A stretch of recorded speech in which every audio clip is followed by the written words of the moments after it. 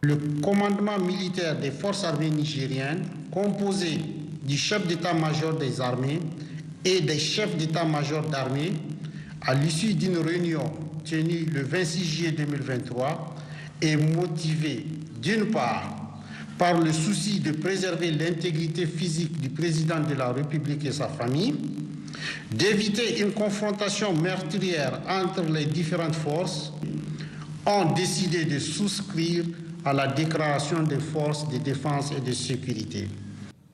Voilà pour ce dernier rebondissement commenté depuis largement sur notre antenne par nos invités. Bruno Darroux, bonjour, je me tourne vers vous. Que comprendre de cette dernière déclaration, ce communiqué de l'armée? Il clarifie la situation? Écoutez, oui, d'une certaine manière, il clarifie la situation. On était depuis mercredi matin sur... Voilà, le coup de gueule, on peut dire, ou la mauvaise humeur, comme avait dit la présidence nigérienne, d'une partie de l'armée, en l'occurrence la garde présidentielle emmenée par le général Tchiani. Et au fil des heures, on est passé au fait que, sans doute, c'est évoqué d'ailleurs dans l'extrait de l'allocution que nous venons de voir, sans doute après des dissensions assez fortes au sein des forces armées, finalement, les putschistes ont donc annoncé qu'ils renversaient les autorités donc élues en 2021 le président Bazoum au premier chef, mais qu'il ne cherchait pas à nuire à sa personne. Et là, aujourd'hui, on a donc le chef d'état-major, finalement, qui signifie en fait que désormais, c'est l'ensemble des forces armées, tous les corps d'armée confondus, qui endossent en quelque sorte ce coup de force qui, du coup, commence à énormément ressembler à un coup d'État militaire contre les autorités civiles.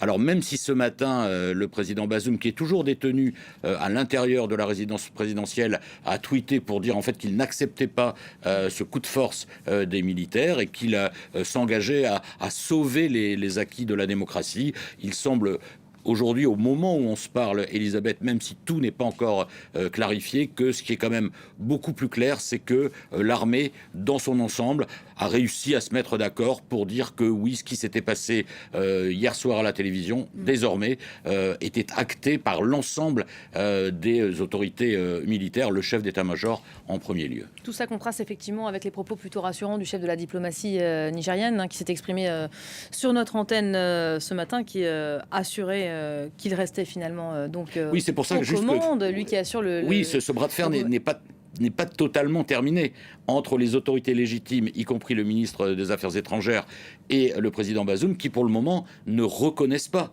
le coup de force emmené désormais par l'ensemble de la hiérarchie militaire et l'ensemble donc de l'armée. Officiellement, pour qu'un coup d'État soit consommé, effectivement, il faut que le président démissionne et qu'on l'aperçoive. C'est ce qu'on attend en tout cas nous ici.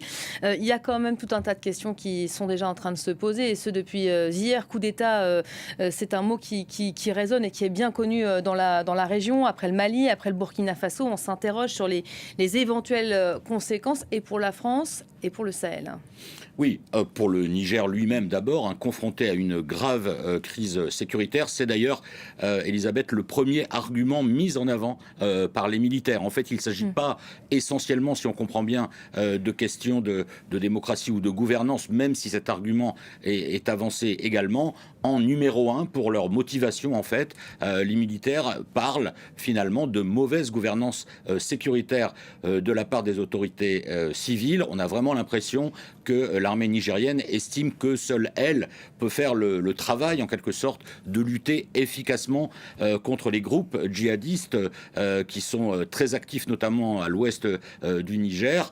Et évidemment, ça inquiète des pays comme la France, bien sûr, puisque le Niger est un partenaire très important de la France, surtout après le départ des troupes françaises, l'opération Barkhane, il y a même pas un an, c'était en août 2022. L'essentiel des troupes françaises, 1500 hommes, sont actuellement stationnés au Niger. Il y a également les Européens qui ont développé un partenariat avec le Niger depuis le début de l'année. Il y a les Américains qui ont notamment une base de drones au Niger, d'où le fait que la communauté internationale a réagi très vite et très fort pour demander la libération du président Bazoum, y compris la Russie. Alors il y en a certains qui demandent la libération du président Bazoum et souhaitent que tout cela se règle par le dialogue, c'est le cas par exemple de Moscou, et puis il y a ceux qui dénoncent, c'est le cas plutôt par exemple de la France, une tentative de prise de pouvoir par la force. Merci beaucoup Bruno pour le décryptage. Union